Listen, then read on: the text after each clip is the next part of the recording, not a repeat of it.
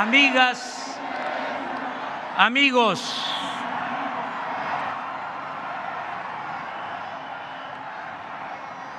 como en los mejores tiempos, nos volvemos a concentrar en este zócalo democrático de la capital de la República. Hoy cumplimos 3 años de gobierno y estamos de pie. A pesar de la pandemia que tanto dolor nos ha causado, aunque se precipitó la crisis económica originada por el neoliberalismo o neoporfirismo, estamos de pie. Hemos resistido a las adversidades y seguimos avanzando en la transformación de la vida pública de México. Salimos adelante por la fortaleza cultural de nuestro pueblo, que siempre nos ha salvado ante calamidades, pero también por la fórmula que hemos venido aplicando de gobernar con honradez y poner toda nuestra atención en el bienestar de la gente. Es una dicha enorme poder decir que casi todas las comunidades de México cuentan con una ayuda, con un apoyo para mitigar la pobreza y mantener viva la esperanza en el porvenir. Ya estamos cumpliendo con aumentar la pensión a 9 millones de adultos mayores de 65 años del país.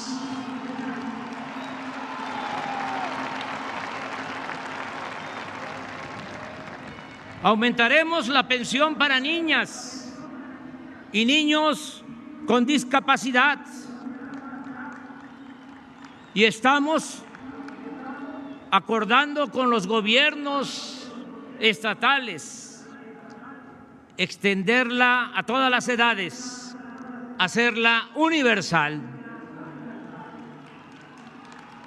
A partir de enero del año próximo, aumentará el monto de las becas a estudiantes de familias pobres, de preescolar hasta nivel superior, de modo que cuando menos en los últimos 3 años se les incorporará el porcentaje de la inflación. Estas becas benefician a 11 millones de estudiantes de escasos recursos económicos y se invierten en ellas porque no es un gasto, es una inversión, 75,000 millones de pesos anuales. Es un programa sin precedente en México. Garantizar la salud pública ha sido todo un desafío. La corrupción en el sector salud llegó al extremo de que antes un pequeño grupo de proveedores de medicinas, entre los que se encontraban políticos corruptos del viejo régimen, vendían medicinas no solo a precios exagerados, sino incluso adulteradas o de bajísima calidad. Además, durante el periodo neoliberal fue tanto el abandono de la educación pública que no contamos, desgraciadamente, con los médicos que necesita el país. Deberíamos tener 3 médicos por cada 1,000 habitantes y solo tenemos 1.2. El control de la pandemia nos está permitiendo regresar a nuestro plan original de 4 puntos para mejorar los servicios de salud, médicos, medicamentos, buenas instalaciones y basificación a los trabajadores del sector. Está en marcha el programa de formación de médicos generales y se han ampliado las plazas para residentes o especialistas. La creación de nuevas escuelas de medicina, como la Escuela de Medicina del Gobierno de la Ciudad de México y las 40 escuelas de medicina y enfermería del Sistema de Educación Benito Juárez, nos han permitido tener más espacios para terminar con la absurda política de rechazar a quienes desean estudiar. Hemos abierto nuevos espacios de formación en hospitales de la Secretaría de Salud, el ISSSTE, el IMSS, Pemex, la Sedena, Marina. Esto nos ha permitido pasar de 8,000 médicos que se admitieron para especialización en 2018 a 18,000 en 2021. Y junto con becas que otorgaremos para hacer estudios en el extranjero, en el 2024 el déficit de especialistas se reducirá en 25%. Continuaremos con las compras consolidadas de medicina en México y en el extranjero para perfeccionar el sistema de abasto y distribución sin intermediarios ni corrupción, así como lo hicimos con las vacunas. En enero se iniciará un plan general de distribución de medicamentos apoyado por las Fuerzas Armadas, con transporte terrestre y aéreo para hacer llegar las medicinas hasta los centros de salud y hospitales más apartados del país.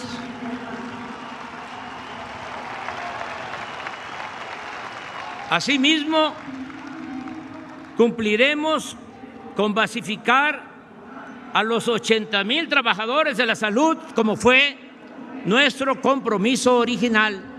Adelanto que todos los que fueron contratados para atender la crisis sanitaria mantendrán su empleo. En síntesis, el sueño que quiero convertir en realidad es que al final del gobierno el sistema de salud pública permita que cualquier persona, sin importar su condición económica, social o cultural, sea atendida como lo merece, con médicos, especialistas, estudios y medicamentos gratuitos, y que la salud deje de ser, en definitiva, un privilegio y se convierta en un derecho universal de nuestro pueblo.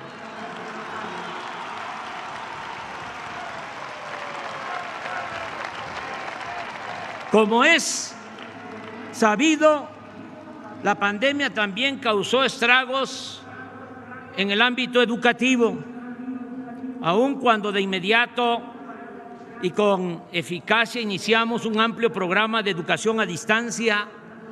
Nada puede sustituir la educación presencial, no solo porque es una forma de aprendizaje más efectiva, sino porque permite la convivencia social en la escuela.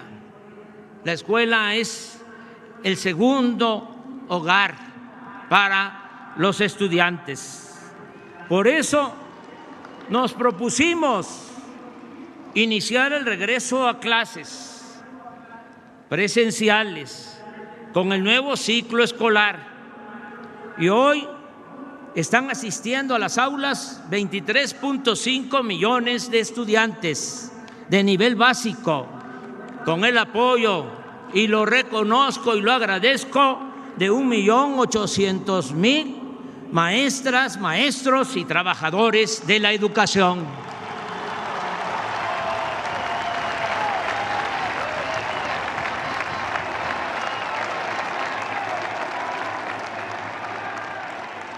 Con el programa La Escuela es Nuestra, a finales de este año se habrán entregado apoyos directos a sociedades de madres y padres de familia para el mantenimiento de 60,000 planteles, el 30% de todas las escuelas de educación pública, y seguiremos avanzando hasta llegar al 100% de los centros escolares del país. Cancelamos la mal llamada reforma educativa que se quiso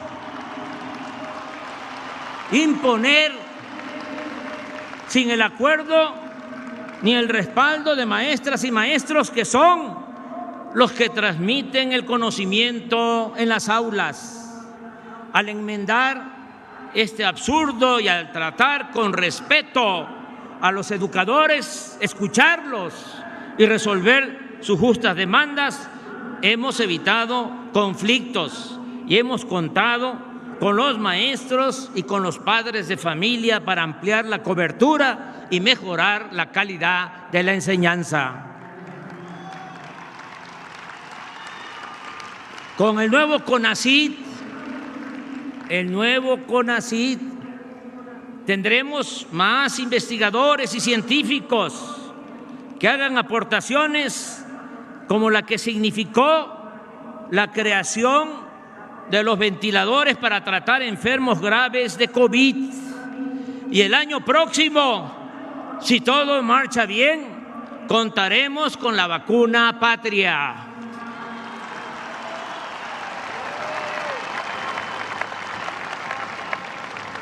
Es oportuno recordar que mientras estemos en el gobierno no se permitirá el ingreso de maíz transgénico, no se usará fracking para la extracción de crudo, no se otorgarán nuevas concesiones mineras, no se sobreexplotarán los mantos acuíferos, no se permitirá la tala de selvas y bosques, no se autorizará la instalación de basureros de desechos tóxicos o peligrosos, no se permitirá operar a ninguna empresa que no tenga planta de tratamiento de aguas negras, no se permitirán violaciones a la norma de calidad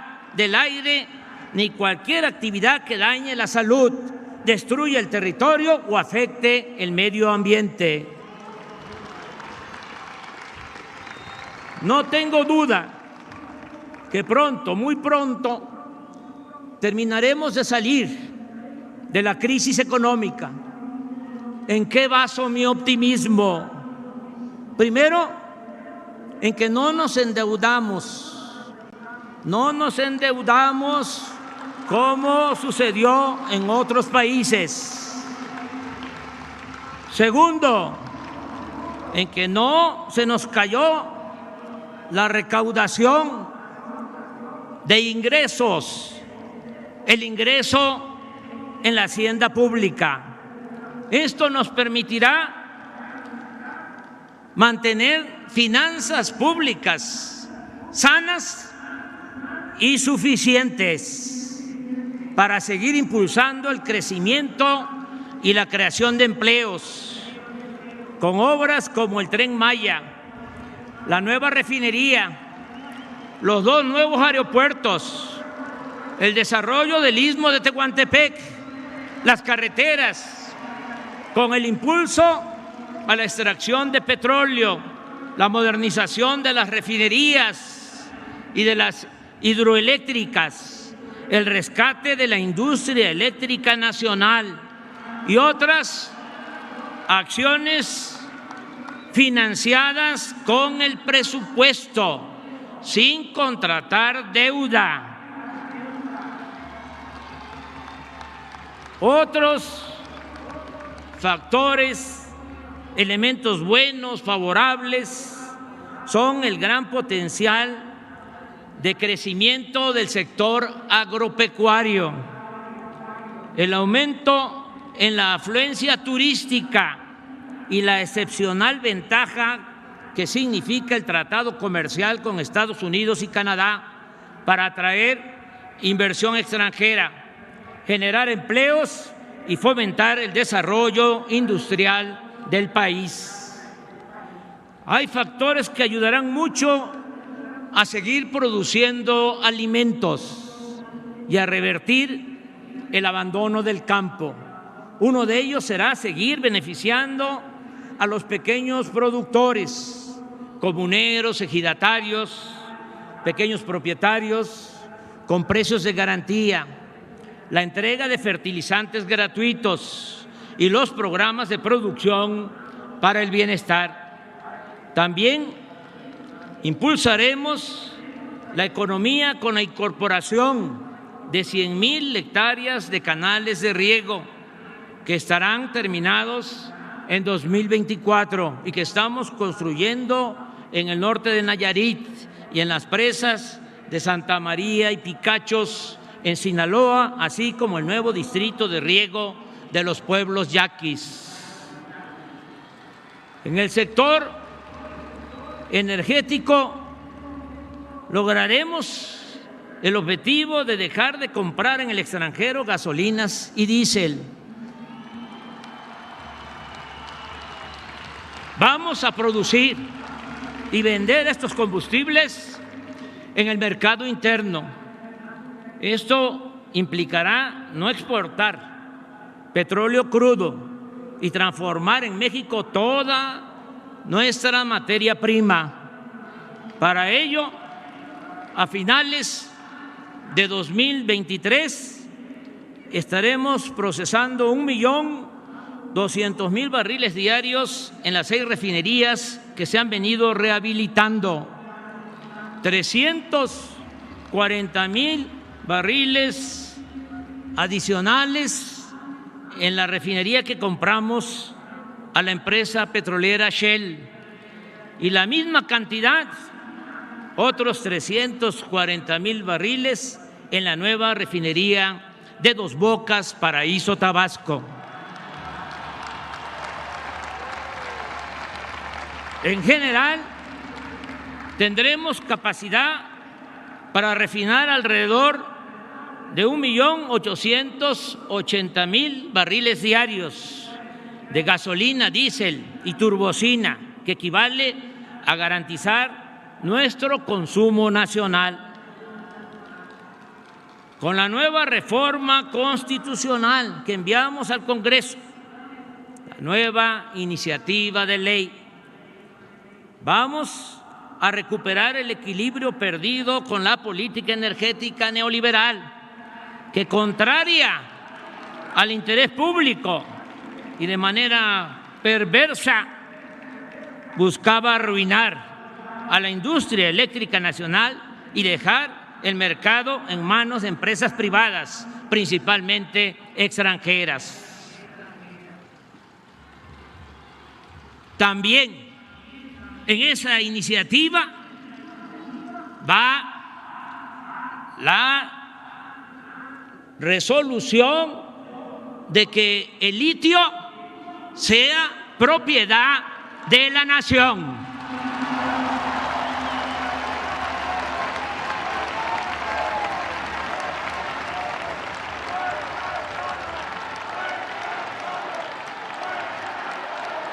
Para garantizar la generación suficiente de electricidad, se ha iniciado un programa de modernización de turbinas y otros equipos complementarios en 16 hidroeléctricas.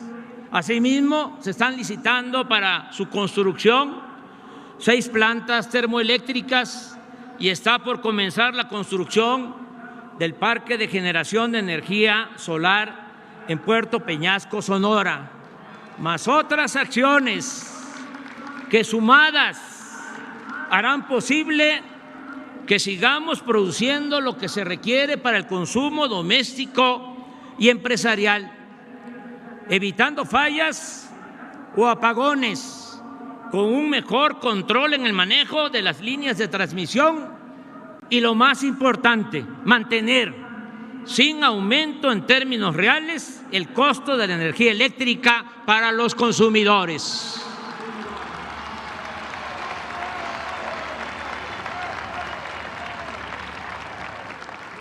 La atención especial al sur-sureste está cambiando el perfil del desarrollo en nuestro país.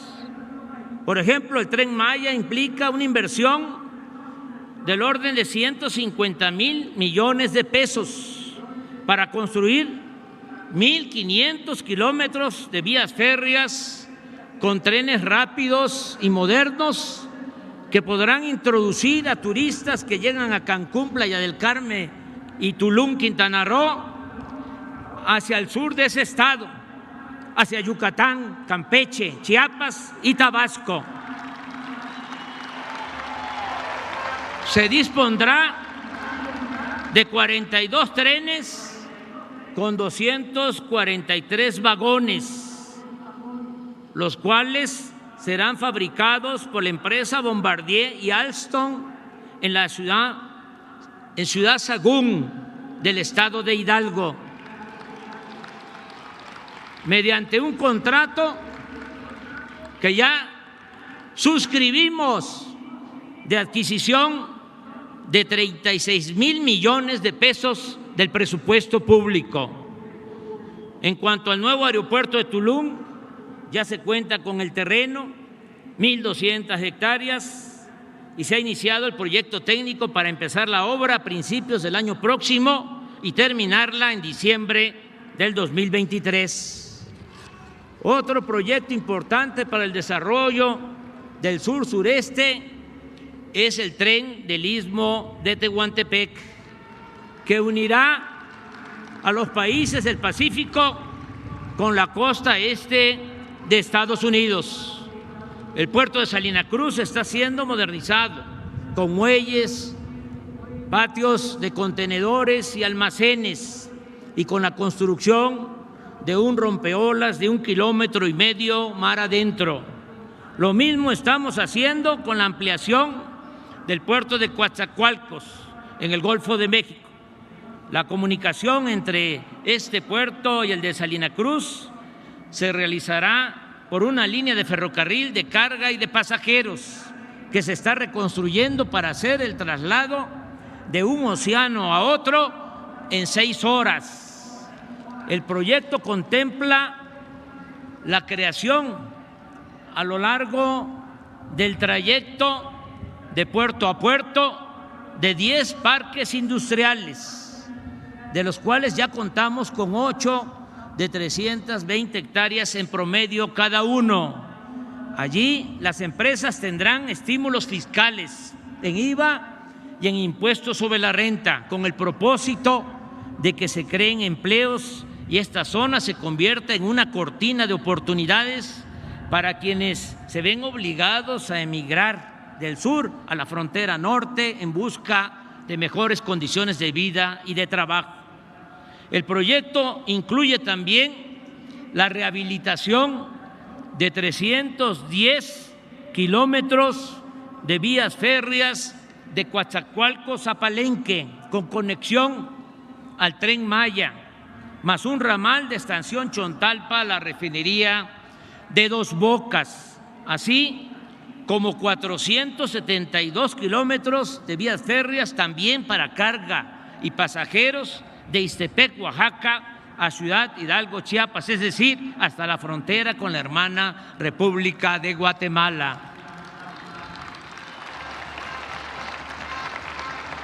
Tenemos un potencial turístico cuantioso, gracias a la riqueza geográfica, y algo que no debemos olvidar, gracias a las culturas de México.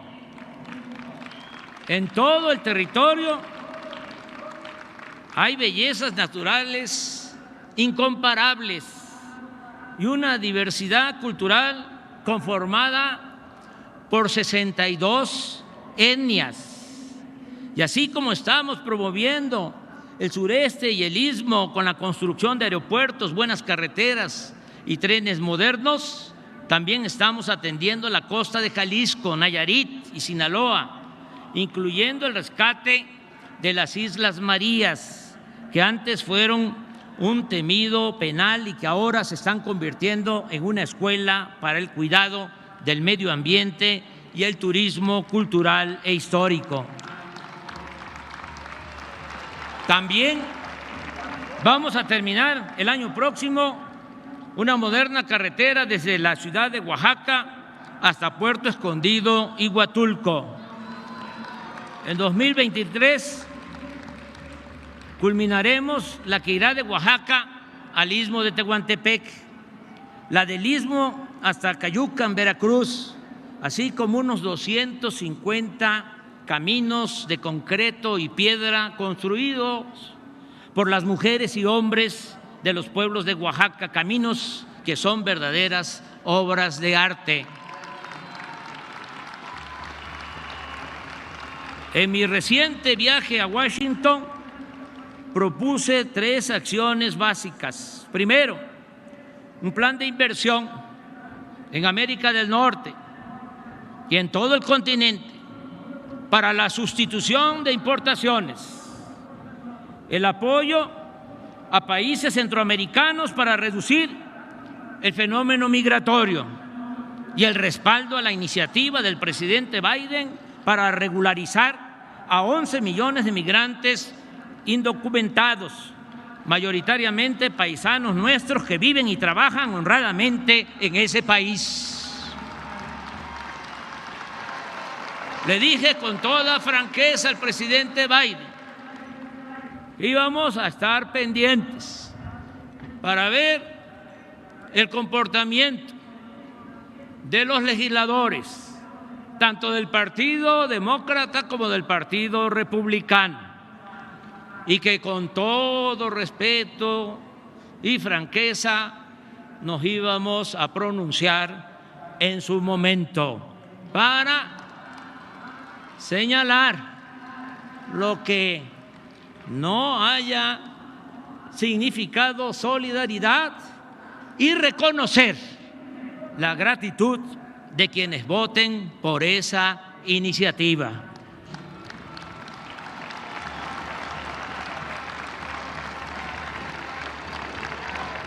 Hemos enfrentado los efectos más devastadores de la pandemia con el desempeño fraterno y ejemplar del personal de salud, desde el camillero y la enfermera más humilde hasta el médico de mayor especialización.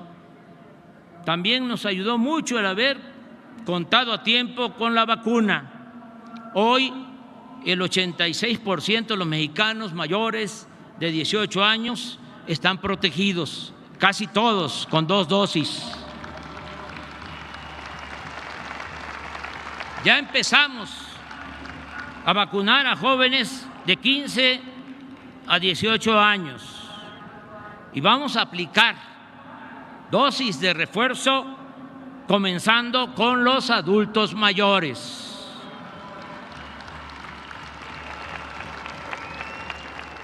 La reducción del número de hospitalizados y sobre todo la considerable disminución de los fallecimientos no solo alivia el sufrimiento humano, sino que resulta positivo para la normalización económica, educativa y social.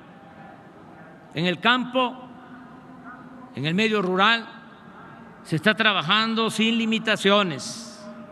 El año pasado, la producción agropecuaria, a pesar de la pandemia, aumentó 2% y las cosechas de maíz y frijol de este año serán abundantes gracias a las lluvias. El sector industrial está en franca recuperación y lo mismo ocurre con el comercio, el turismo, los restaurantes, la aviación y otros servicios. se está recibiendo inversión extranjera como nunca. En los primeros 9 meses de este año han llegado 24.832 millones de dólares. Somos el principal socio comercial de Estados Unidos de América. Este año, las remesas de nuestros paisanos migrantes, un aplauso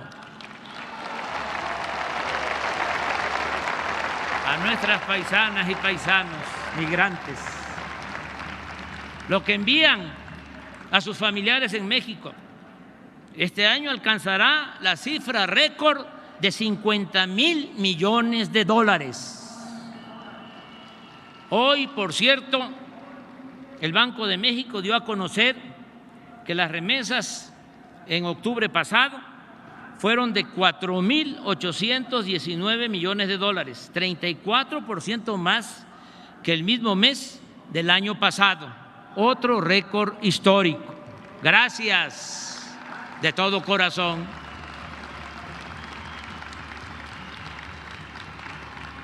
Casi todos los pronósticos coinciden en que la economía crecerá este año alrededor del 6%. No hemos contratado deuda pública adicional. El peso no se devaluó durante los primeros 2 años y 11 meses del sexenio, como no sucedía en 3 décadas. Sin embargo, por factores externos, en noviembre se depreció en 4%. De todas maneras, no hay comparación con lo que sucedía en los anteriores sexenios. Hay estabilidad en nuestra moneda.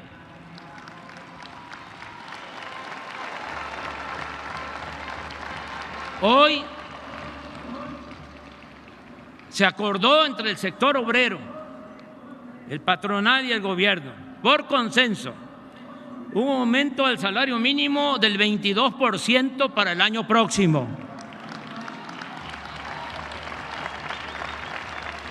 Lo cual significa que durante nuestra gestión el incremento al salario mínimo ha sido del 65% en términos reales, algo que no ocurría en más de 3 décadas. Y el salario mínimo en la zona fronteriza ha crecido más del doble en el tiempo que estamos en el gobierno. No hemos aumentado los precios de las gasolinas, el diésel y la electricidad en términos reales. El gas ha aumentado un poco por encima de la inflación, pero ya se establecieron precios máximos y se creó Gas Bienestar, que se irá ampliando para garantizar precios justos.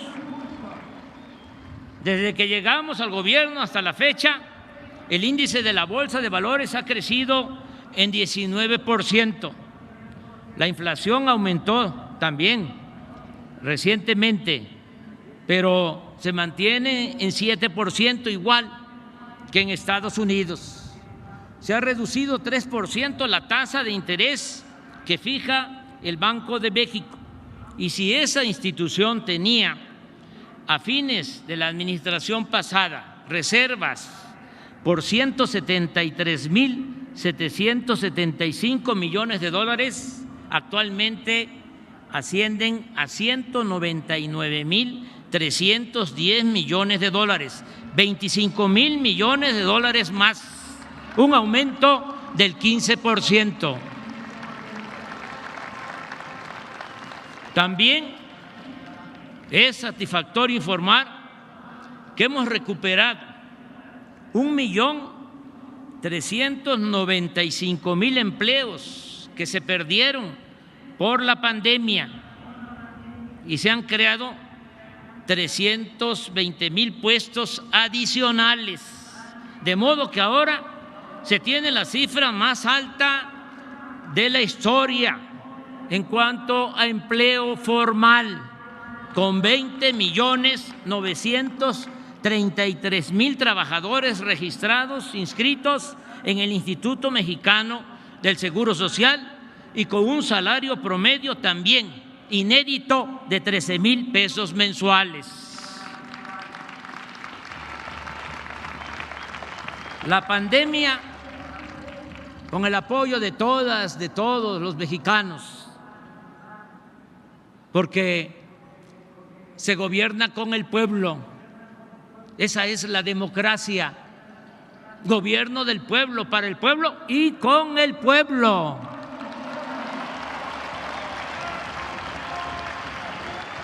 ¿Qué sería de nuestro gobierno sin el respaldo del pueblo? ¡Que viva el pueblo de México!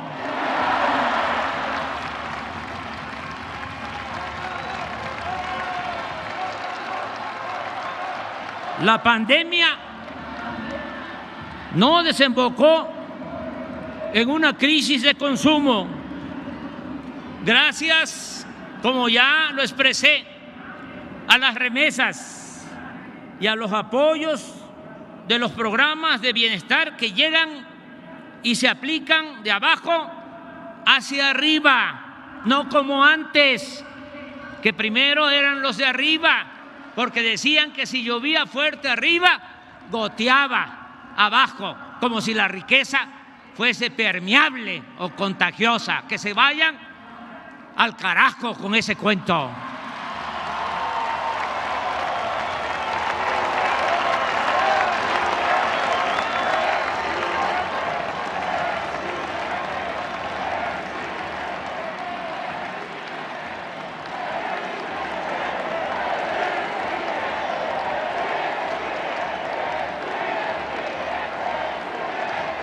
Así se pudo evitar la falta de alimentos y otros bienes de primera necesidad. Aún con la gravedad del problema de inseguridad que heredamos, no hemos caído en la tentación de combatir la violencia con la violencia. Hemos acreditado con hechos nuestra convicción humanista, demostrando en la práctica que el mal debe enfrentarse haciendo el bien, que la paz es fruto de la justicia, que el ser humano no es malo por naturaleza y que son las circunstancias las que llevan a algunos a las filas de la delincuencia. Podrá llevarnos tiempo el pacificar el país, pero la fórmula más segura es atender las causas de fondo que generan la inseguridad y la delincuencia: la pobreza, la desintegración social, la desintegración familiar, la corrupción, la desigualdad que produce frustración, la pérdida de valores culturales, morales, espirituales. Por eso nos hemos empeñado en atender a los jóvenes. ¡Arriba los jóvenes!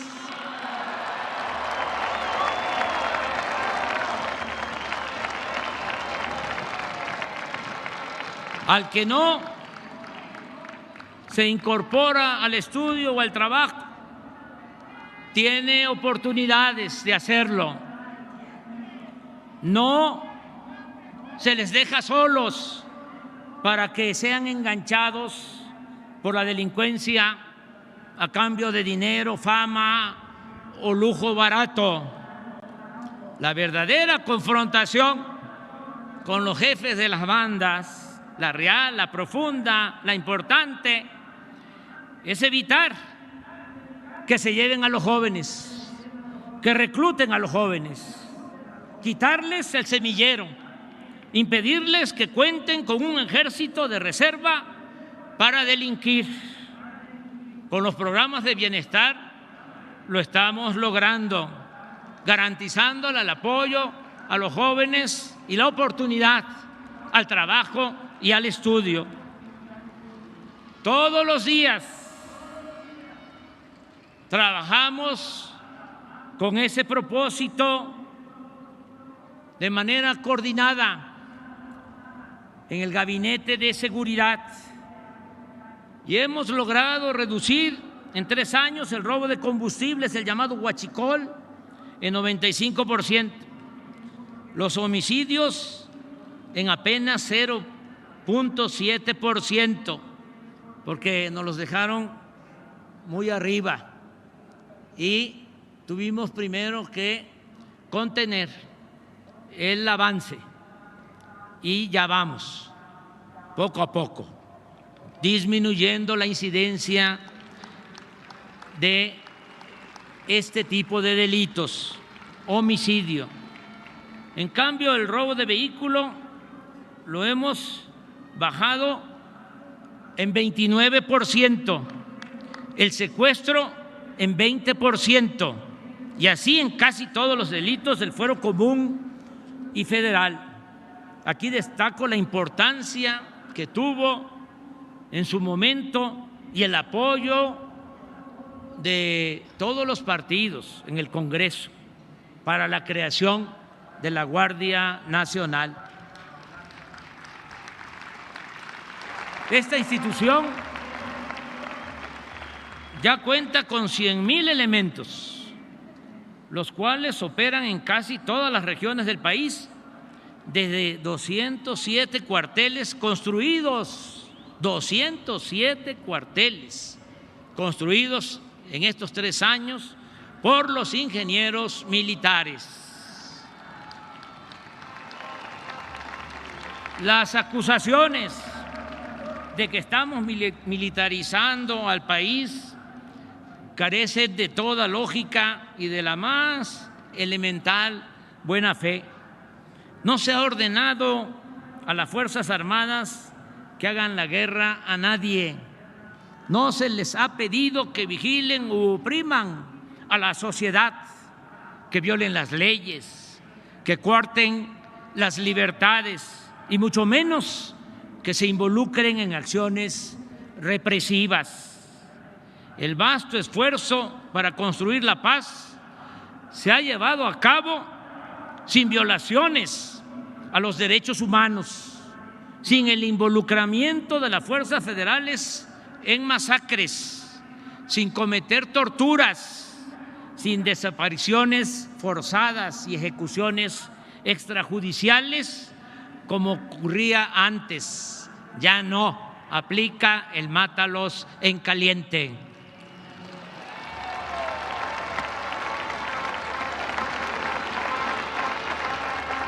Por el contrario, en esta nueva etapa, la generosa y decisiva participación de nuestros soldados y marinos en auxilio a la población ante desastres, inundaciones, temblores, en acciones también de desarrollo, bienestar y paz, es refrendo de su lealtad al pueblo y a las instituciones civiles. Esa participación de las Fuerzas Armadas, además, contribuye a dejar atrás la distancia y hasta la desconfianza entre civiles y militares que se generó por las decisiones erróneas y perversas de los anteriores gobiernos. Por eso reitero, las Fuerzas Armadas, no lo olvidemos, nacieron con la Revolución Mexicana.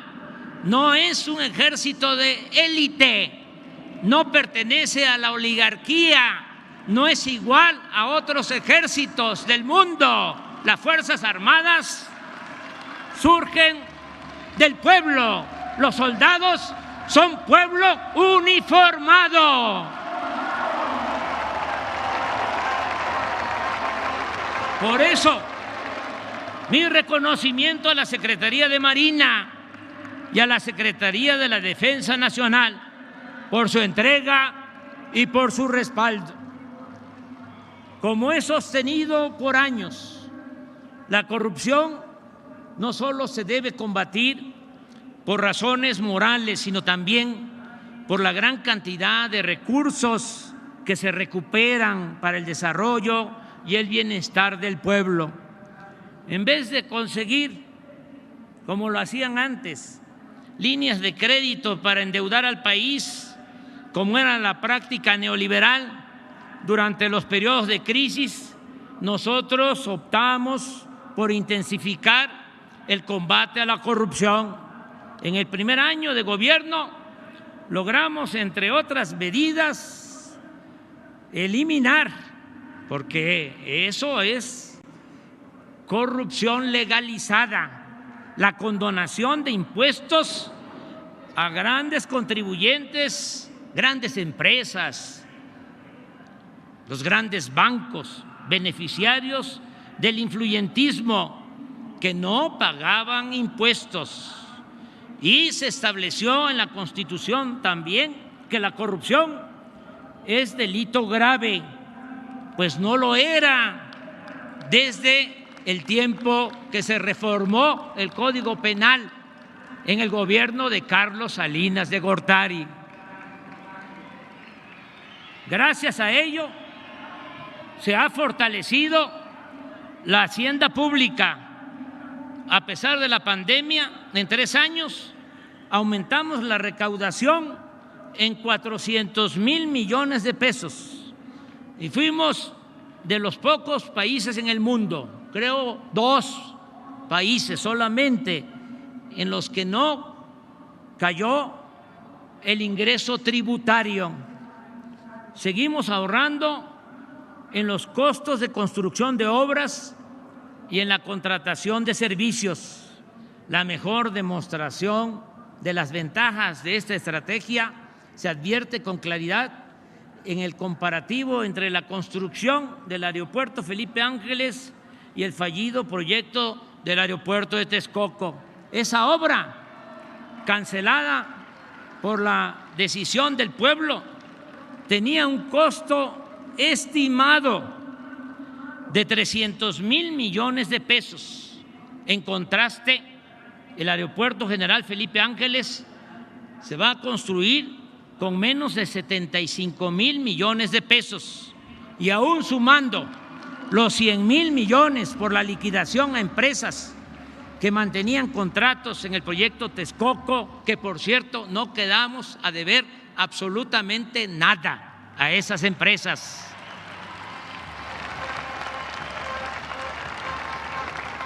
Con todo, obtendremos un ahorro de alrededor de 125,000 millones de pesos.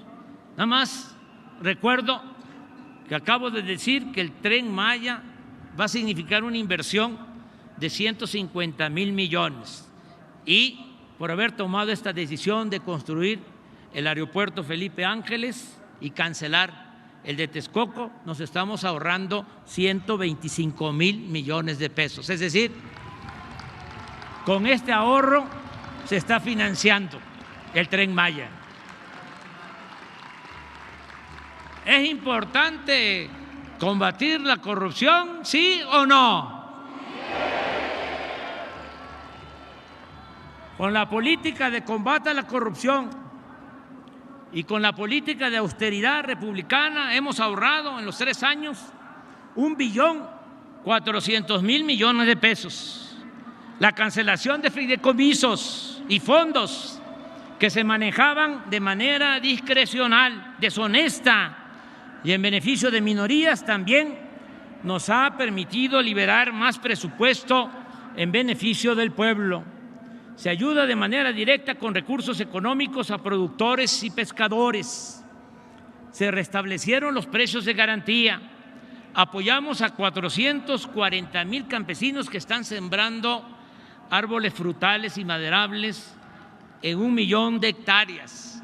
Es también una dicha enorme poder decir aquí, en este zócalo democrático, que el programa de reforestación más importante del mundo, la inversión más cuantiosa, 1.300 millones de dólares del programa Sembrando Vida, no se ve en ningún otro país del mundo.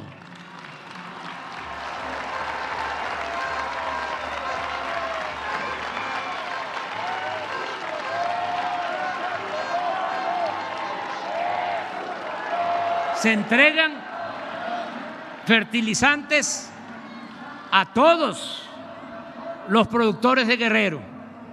Más de 300,000 productores de Guerrero reciben de manera gratuita sus fertilizantes, así como 68,000 campesinos pobres de Puebla, Tlaxcala y Morelos. Y el próximo año se incluirá a productores de Chiapas, Oaxaca, Zacatecas, Durango y Nayarit.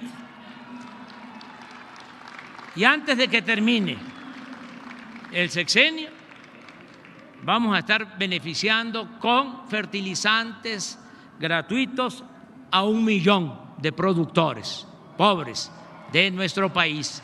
Que coman los que nos dan de comer.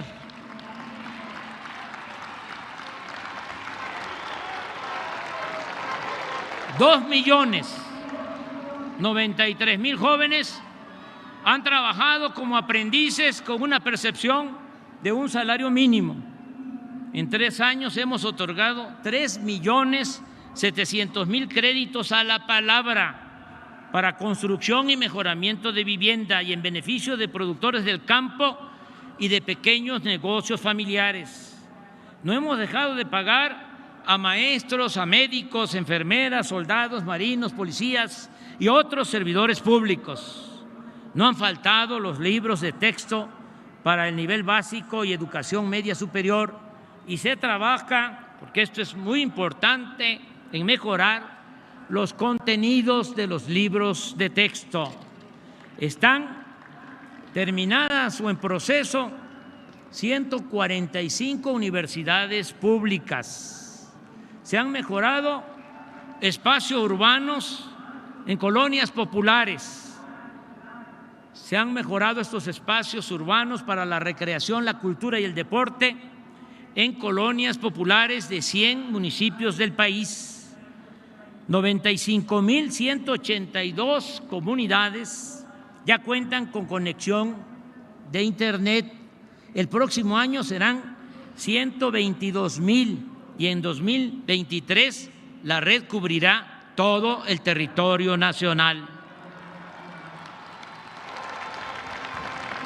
Sigue en expansión el Banco del Bienestar, para el cual se han construido también con los ingenieros militares hasta ahora 1,139 sucursales. Hay 516 más en proceso y en los próximos 2 años tendrá cobertura el Banco del Bienestar hasta en las regiones menos comunicadas del país, con 2,700 sucursales. Va a ser el Banco de México con más sucursales en todo el territorio nacional. Hemos publicado 66 títulos de grandes autores con 2,386,000 ejemplares gratuitos o a precios módicos. Están en construcción los parques culturales y ecológicos del Bosque de Chapultepec y del Lago de Texcoco. Terminamos el tren suburbano de Guadalajara y continuamos con el que va o viene de Toluca a la Ciudad de México. Rehabilitamos los aeropuertos de Tuxtla Gutiérrez, Chetumal, y está en proceso de rehabilitación el aeropuerto de la Ciudad de México. El 21 de marzo del año próximo vamos a inaugurar el moderno Aeropuerto General Felipe Ángeles.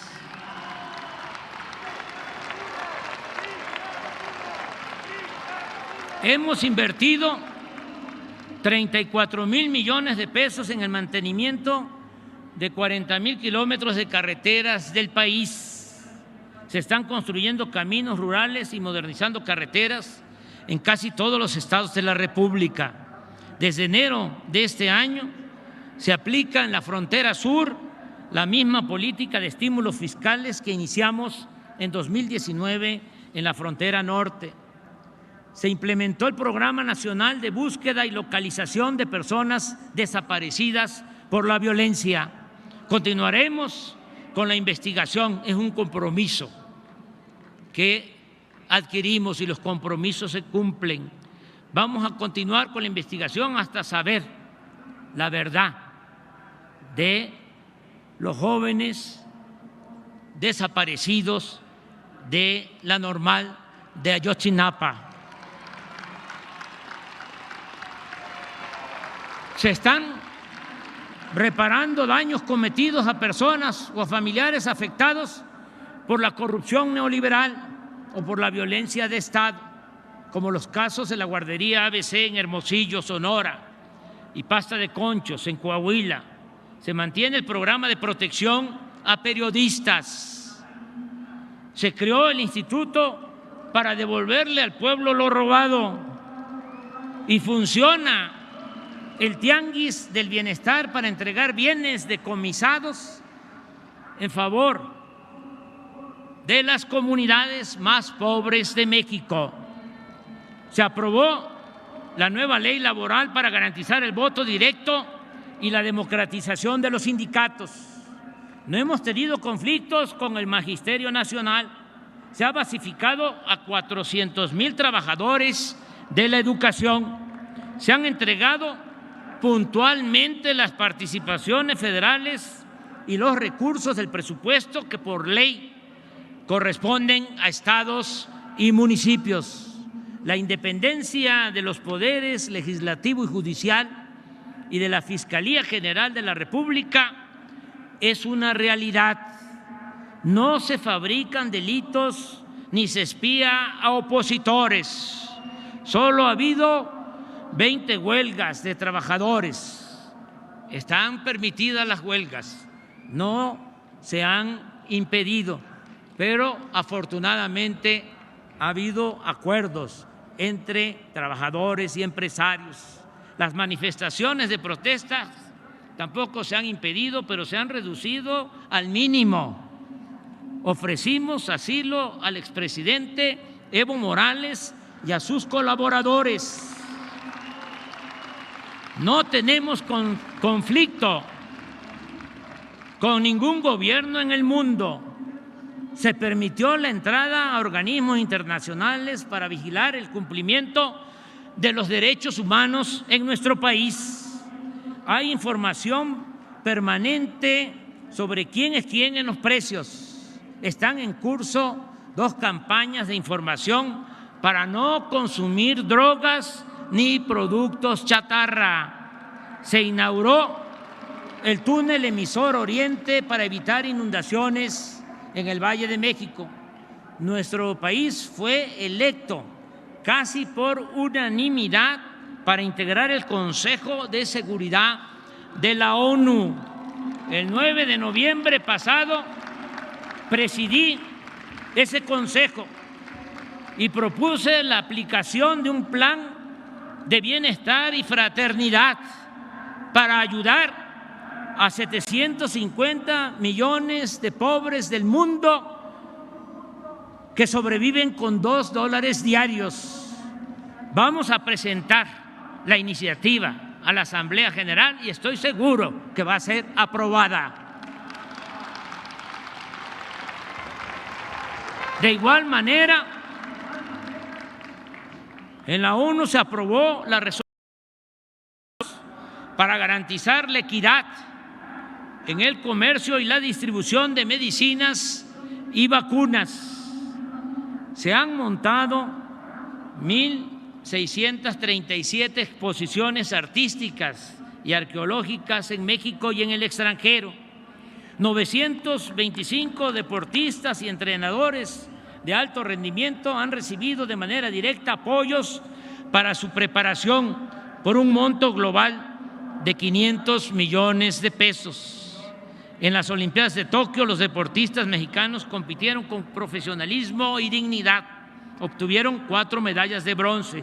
Asimismo, los deportistas paralímpicos nos trajeron 7 medallas de oro, 2 de plata y 13 de bronce. Se lleva a cabo el proyecto Agua Saludable para la Laguna de Coahuila y Durango. Se resolvió el conflicto de la cervecera en Mexicali, el de la presa El Zapotillo en los Altos de Jalisco. el bloqueo de la carretera de Cardel a Poza Rica, la compra a sobreprecio de la planta de fertilizantes. Van a devolver $200 millones.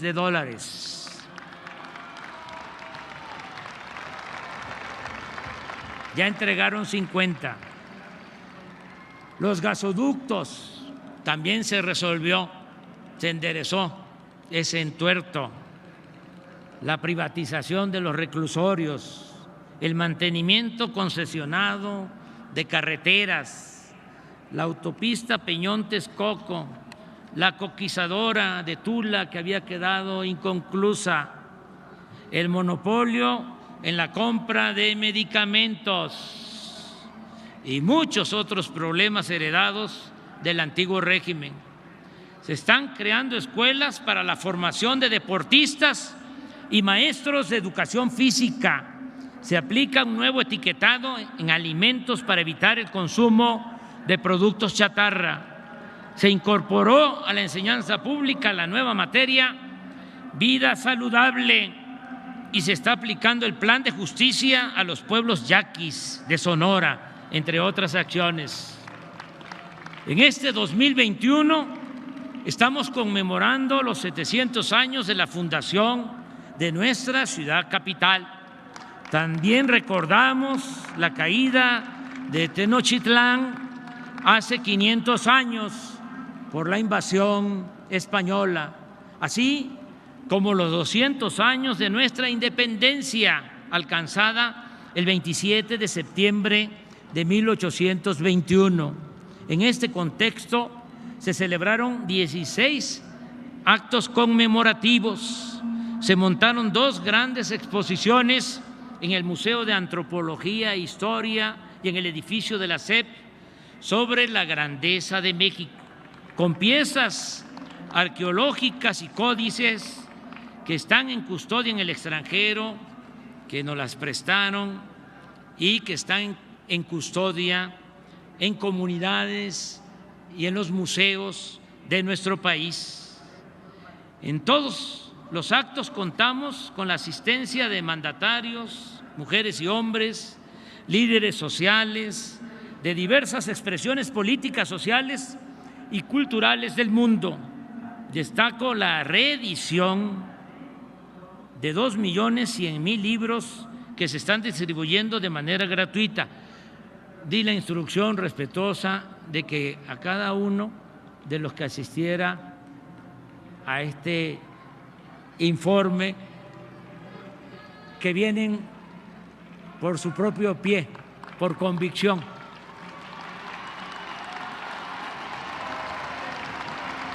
porque la lectura ayuda mucho, el fomento a la lectura, que a cada uno de los asistentes les entregaran un libro.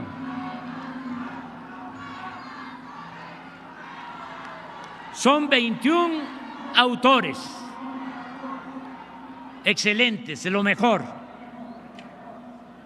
autores que han dejado con sus obras constancia, sobre todo de la grandeza cultural de México.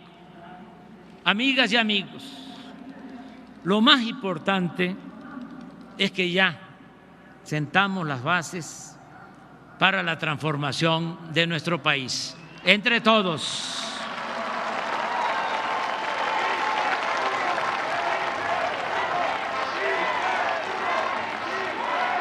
En 3 años ha cambiado, en 3 años ha cambiado como nunca la mentalidad del pueblo, que eso es lo más importante de todo, la revolución de las conciencias, el cambio de mentalidad. Eso es lo más cercano a lo esencial, a lo mero principal.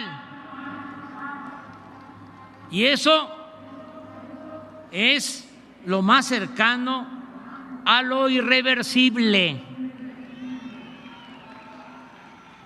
pueden darle marcha atrás a lo material, pero no van a poder cambiar la conciencia que ha tomado en este tiempo el pueblo de México.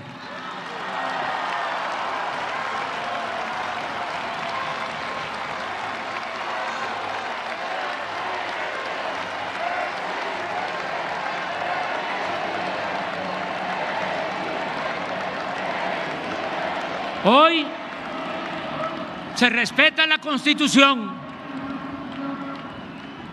hay legalidad y democracia, se garantizan las libertades y el derecho a disentir, hay transparencia plena y derecho a la información, no se censura a nadie. Desde el Poder Federal no se organizan fraudes electorales como era antes. El gobierno ya no representa a una minoría, sino a todos los mexicanos de todas las clases, culturas y creencias. Se gobierna con austeridad y con autoridad moral. No se tolera la corrupción ni se permite la impunidad. En la práctica no hay fueros ni privilegios. Se atiende a todos, se respeta a todos, pero se le da preferencia a los pobres. Por el bien de todos, primero los pobres.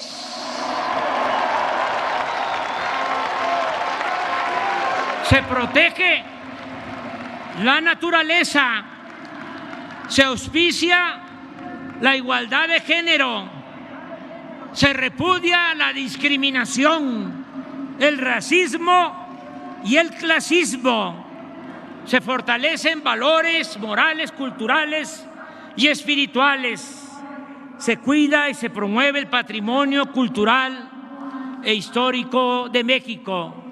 Amigas y amigos, acaba de autorizarse el presupuesto para el año próximo. Agradezco a los legisladores de nuestro movimiento su respaldo consciente y en favor de la transformación. Muchas gracias. En nombre del pueblo de México, tendremos recursos para atender por convicción y humanismo a los más desposeídos y necesitados de México.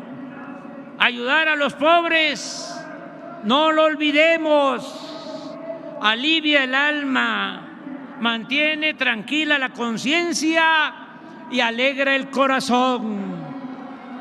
Pero este fraterno proceder implica también algo adicional, no poco importante. Atender a los más pobres es ir a la segura para contar con el apoyo de muchos, de millones, cuando se busca transformar una realidad de opresión y alcanzar el ideal de vivir en una sociedad mejor. Nada bueno se puede esperar, en cambio, de políticos corruptos, de la prensa que se vende o se alquila, de intelectuales convenencieros y de potentados dominados por la codicia. La clave está esto para los jóvenes que quieran formarse y dedicarse al noble oficio de la política. La clave está en la frase del presidente Juárez: con el pueblo todo, sin el pueblo nada.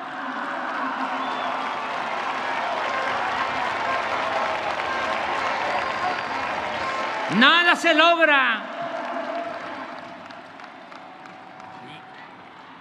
Y esto aplica en México y en todo el mundo.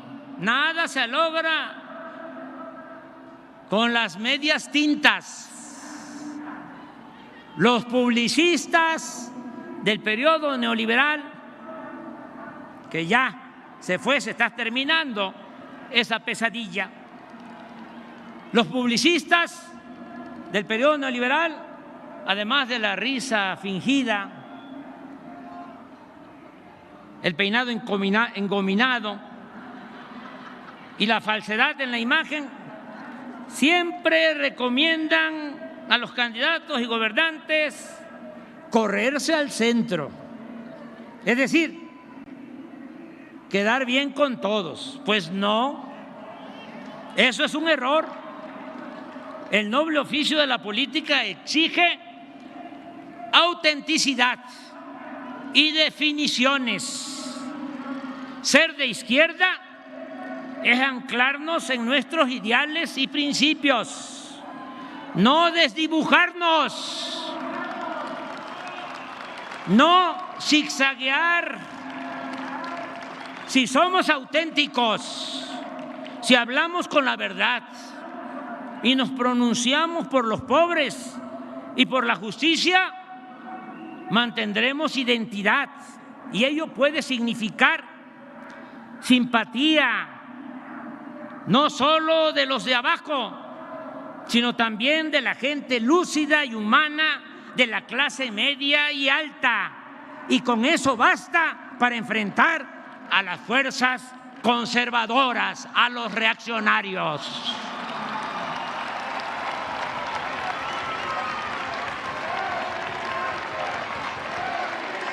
En abril del año próximo vamos a probar de nuevo qué tanto respaldo tiene nuestra política de transformación.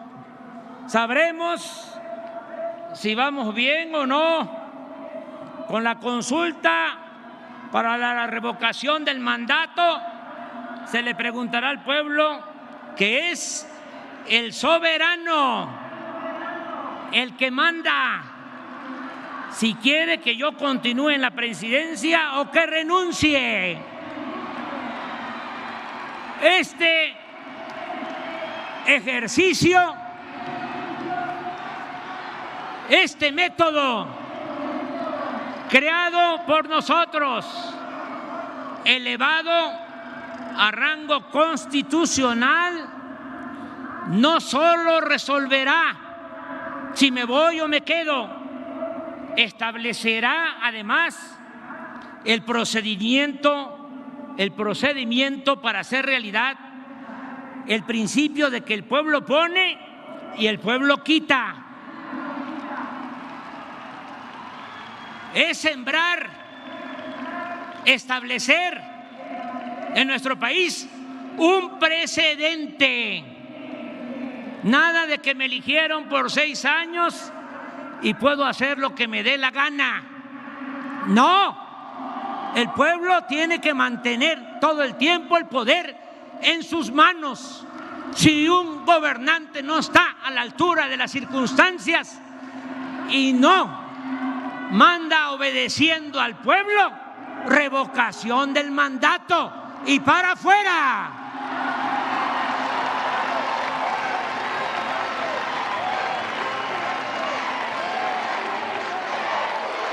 Por eso llamo a participar a todas y a todos los mexicanos, militantes de partidos o ciudadanos apartidistas, para poner en práctica el método de la revocación del mandato hasta convertirlo en un hábito democrático. Tengamos fe en el pueblo y sigamos haciendo historia. Por lo pronto, en estos 3 años hemos demostrado que somos una gran nación, libre y soberana, respetada y respetable para el resto del mundo, que lucha por la paz y que se encamina a ser una república justa, igualitaria, democrática y fraterna. Y eso ha sido una obra, repito, de todas y de todos, de un nosotros, que hoy está aquí, representado por ustedes, mujeres y hombres libres y conscientes, protagonistas principales de la Cuarta Transformación de México. Gracias, pueblo de México. Gracias de todo corazón. ¡Que viva México! ¡Viva México! ¡Viva México!